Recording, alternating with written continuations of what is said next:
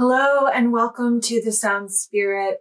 I am Kate Faust, musician, singer, songwriter, teacher, and proprietor at the Sound Spirit School of Creative Alchemy. There's links below to listen to my music on Spotify. The Sound Spirit community is where we learn about spiritual healing, evolution, growth, creative alchemy, finding ways to alchemize our experiences of life, our traumas, our griefs, our joys, particularly through the creative arts. And we are back with another session of the Spirit Guide Almanac. I really enjoyed creating these videos. It also takes me on a trip down memory lane, and I've really appreciated the responses that you guys have shared in the comments. And I hope you continue to do so, those of you who maybe happen upon these videos far after, they've been posted, that these, I'm calling them spirit guides, but many of them are goddesses, deities, energy beings. You can think of them in many different ways. And I just love that they are supporting people in the way that they've supported me. So by all means, keep sharing. Again, I hope that by calling them spirit guides, I'm not trying to diminish them in any way. Because I think they are all in their own space of immanence. And the particular deity that I'm going to be speaking about today is really, really special to me because they were a big part of my spiritual growth. And they were really, really deeply consistent with me for like about a 2-year period where I felt them, and I still keep them as a centerpiece on my altar. And that is the god Shiva.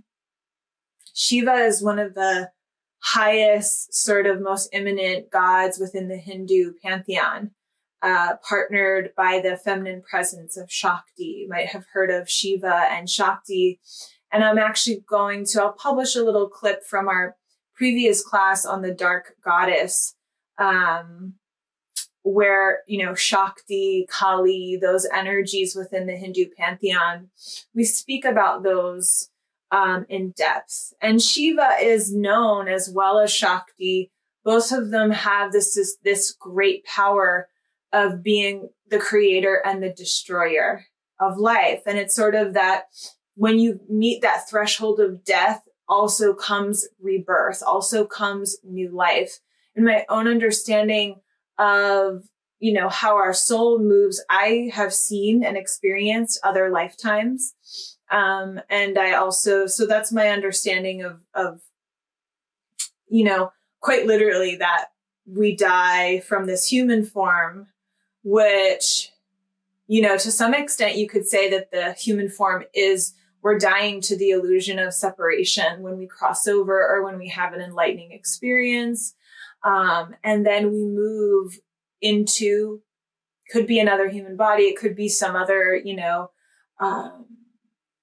sort of transformation and shapeshift into another way of being.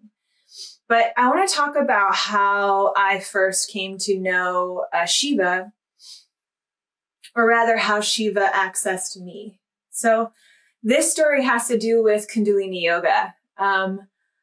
Let's see, this was sometime at the beginning of 2018, I had started taking yoga classes at a local, like YMCA or YWCA. And I just wanted to commit to exercising and taking more care of my body. I was enjoying the yoga classes, and I actually got to take some really cool, like, energy healing courses with my yoga teacher, who was helping people who had been considered empaths to have more clear energy boundaries, which that was my first kind of taste into that concept, which I now definitely utilize. So I was at a party, a friend who was leaving Los Angeles. I was at a going away party, and I was speaking with somebody I had met at the party and mentioning, what part of town I was living in. And we were talking about yoga, and they were a Kundalini yoga teacher, and I had never tried Kundalini yoga before. And they were like, oh, that's interesting. There's a Kundalini yoga studio like 5 minutes from your house. And I was like, whoa, that's great, because I was driving like 30 minutes every weekend to go do this class. So I was like, wow, that's great. I'm driving 30 minutes every weekend to go do one yoga class when I could be, accessing a lot more classes because I don't have to travel. So I decided to drop into a class on a Monday night, and I was the only person in the class. It was a very small studio in a neighborhood where there weren't very many yoga studios, where there wasn't a lot of foot traffic that might be directed towards this kind of thing, right? And so, if you've ever taken a Kundalini yoga class, one thing is it's incredibly, and I have an interesting relationship with it now. I used to practice it almost every day before the pandemic hit. And then, all the news came out about alleging sexual abuse from Yogi Bhajan. And so I have a different relationship with Kundalini yoga now. Regardless of any of that, you do some really rigorous breathing exercises and yoga exercises.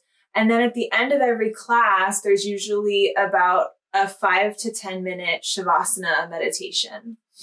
And there's usually a gong being played.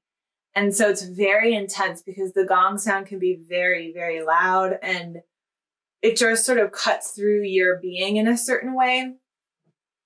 And so as I had this incredible experience with Kundalini doing the class, I was in meditation, and I'm seeing in my mind that it's like dusk, and I'm on a battlefield, and I'm just watching. It's not really me and my body, but I'm watching this scene, and there's like dead bodies all on the ground. And I see this shadowed figure with one leg in the air, like kind of like this, and hopping a little bit with one leg in the air, hopping on the leg that's standing.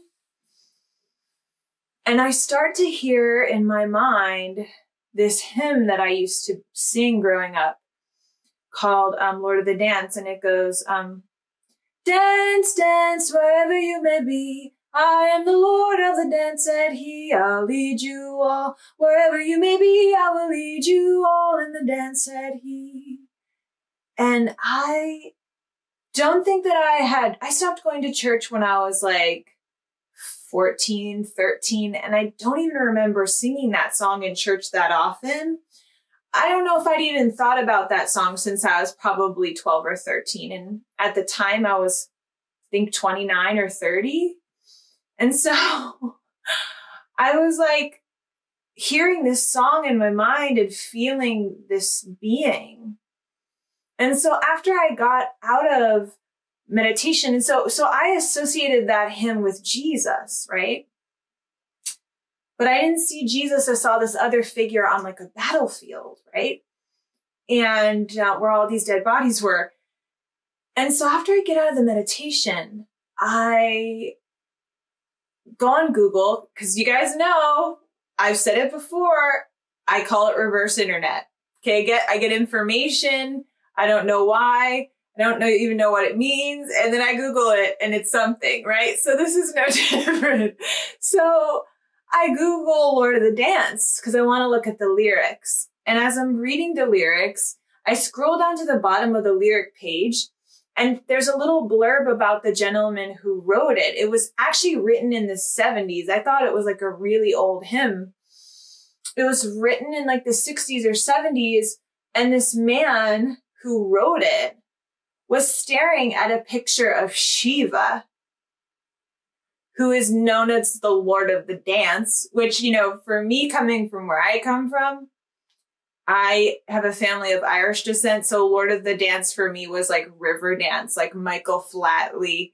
I'm talking about this Irish step dancing. I didn't know that Shiva was Lord of the Dance. So, and it says, he was inspired because he saw the resurrection of Christ, and as, Christ joyously coming off the cross and maybe even dancing as he's being persecuted and having this sense of joy in his heart of, despite what's happening in the outside world, that there's still this ultimate connection to the divine, this Christed consciousness. And that, he was drawing, this composer and was drawing on similarities between Lord Shiva and Yeshua, Jesus Christ. And from then on, my connection with Shiva began to really escalate, and I would get these channeled messages about different choice points in my life, about like how I could make big changes. And a lot of seismic changes have happened since then. A lot of seismic changes have happened in my life since I had my spiritual awakening, which you can look and see and learn about it on this channel. There's a video about like my own story and things that I had wished that I had known when I started my journey.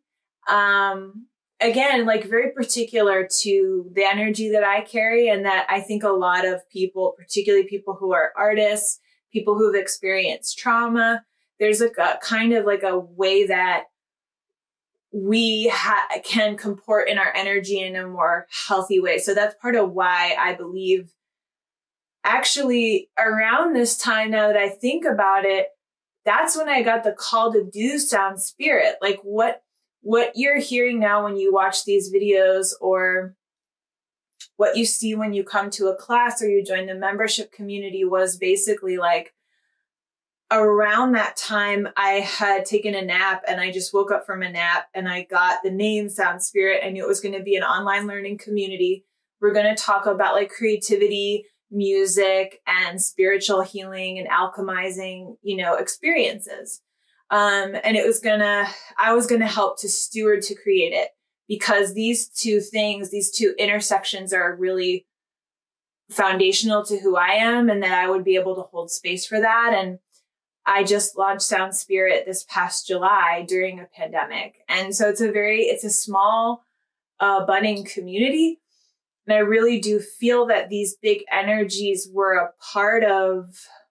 I remember when I got the inspiration to do Sound Spirit and I wrote it down, and I remember thinking, no one's going to care about this. Like, this sounds so ridiculous to me. Like, who's even going to music, spirituality? Who even cares about these things? Like, I just didn't even quite know, because I was like, I'm a musician, like, first and foremost, like, I don't do tarot, like, I don't come at it in the same way. And yet I was like, oh, like, I've been communing with the other world, with the muses, with spirit since I was a child. And most of it has come through in my music. And when I sing, when I use my voice, I have alchemized so much of my life's experience. And a lot of my life's experience it's had this very much this energy of Shiva, the creating and destroying, this rebirth energy. And so I was like, oh, like, I had to kind of give myself permission to do it.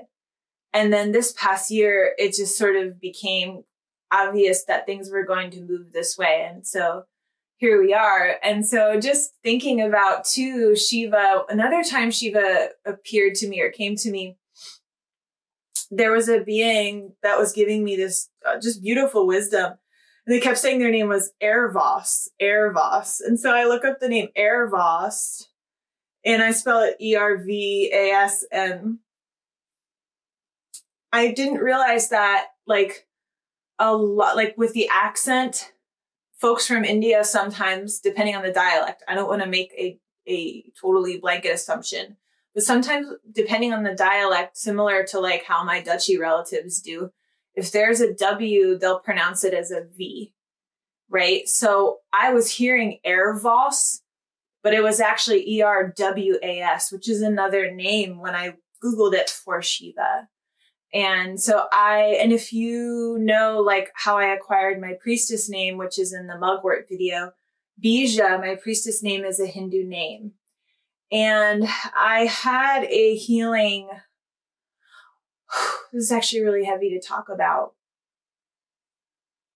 And I'm now making this connection in this video, but a few months ago, I had a healing with my teacher who was working with me, teaching me about Celtic shamanism, about the fairy priestess tradition.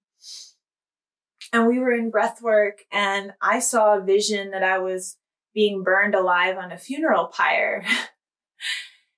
And so did my teacher. Like, before I even said the words, as I was doing the breath and I was feeling the pain coming out of my body, and I not only saw myself on the funeral pyre, I saw thousands of other people in the funeral pyres being burned, particularly women embodied people, but not just women.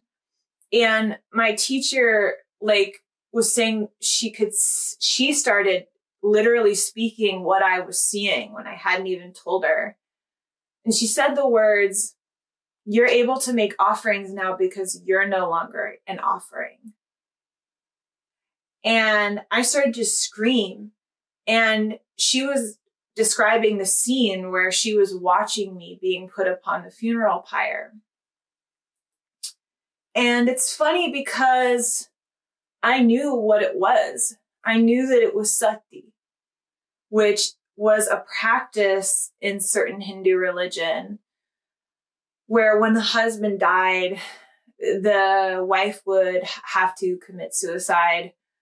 Or I think, probably there were some people who were devoted and were okay with it, but most of the women probably didn't want to do it, or perhaps they died before they were put on the funeral pyre, or they were given, something to release the pain. So sometimes I wonder if that's part of my connection with Shiva, is that I've traveled through the funeral pyre, through that tradition. Perhaps there were some vows that were made within that tradition. I don't know. And I'm not saying that to claim that tradition at all as who I am embodied as now. I'm speaking on a multidimensional level. So I am in no way claiming ownership or any kind of, expert knowledge about Hinduism or Shiva at all. I'm only just sharing the experiences that I've had on my journey. This is not a judgment of anyone's culture or any traditions. Those traditions, particularly geared towards sacrificing women, have happened all over the world, in traditions all over the place. And we're still sacrificing people who are vulnerable in so many ways all over the world. May not be for a god or a goddess, it might be for the god of money, capitalism, wealth, accumulation, so I just want to be clear that that's not what I'm saying. And so I felt really held and loved by Shiva. Blue is a color that you see all over my altar, all over my room, all over my bed. I feel very connected. My car is blue. And I feel really connected to that energy. Again, you guys know a lot of times that my energy can run more masculine, which is why I feel really also connected to these, what we call the dark goddess, meaning that yang femininity, the Kali energy, the Shakti energy. So I want to know, what are your connections to Lord Shiva? Is Shiva a deity that you pay homage to, that is deeply sacred to your heart and your traditions? Or did you have more of an experience like I've had? What has been supportive for you if you have connected with Shiva? And big blessings to you all.